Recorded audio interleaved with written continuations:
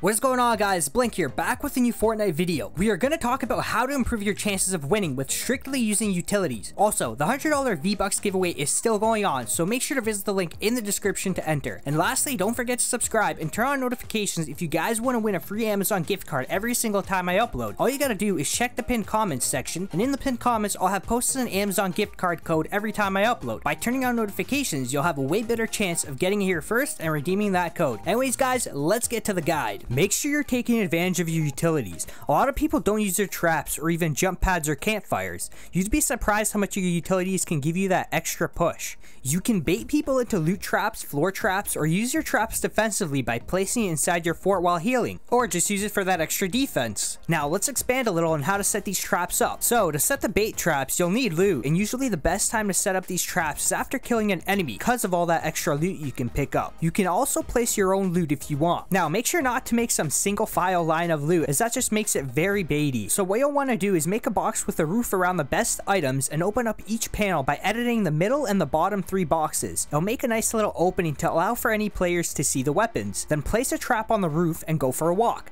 After a minute or so, you might get someone to fall for the trap. Another way you can use the traps is to place the traps on the end of your stairs. So if you're inside a fort somewhere up high, place a floor at the end of the stairs and a trap right on top. If a player pushes you, he would usually use your stairs just to be quiet, and sometimes overlook the trap as his focus is on you since he's wondering if you see him and if you're gonna peek over. You can also do this with jump pads. After building a high ramp, place 2 floors and put the trap on the first one and your jump pad on the second one. Once again, the angle is hard to see, which makes it really likely for a player to walk into your trap. Now, this last method is to use your traps to give you more time. Let me explain. When you hear a trap being placed, you don't just rush in there. You play a little more cautious against your enemy because that trap can catch you unexpectedly. A good way to place traps inside your fort is place it all around the top floor and drop down to the middle floor to heal up, because if the enemy knows you're healing, he might start shooting, or your enemy will go for some double pump action right into your traps. Now, it's a lot easier to get hit by traps placed inside buildings, especially the tilted towers area, because there's so much stuff inside that you might not see, and if I ever die from traps, it's usually inside buildings. And that brings me to the next point. If you're not going to be using traps strategically, then at least place them on ceilings of buildings. It's pretty hard to notice. So remember, guys, use those traps no matter what, as they'll give you that extra boost. And yes, another great way to bait really good players is by placing traps on ceiling buildings,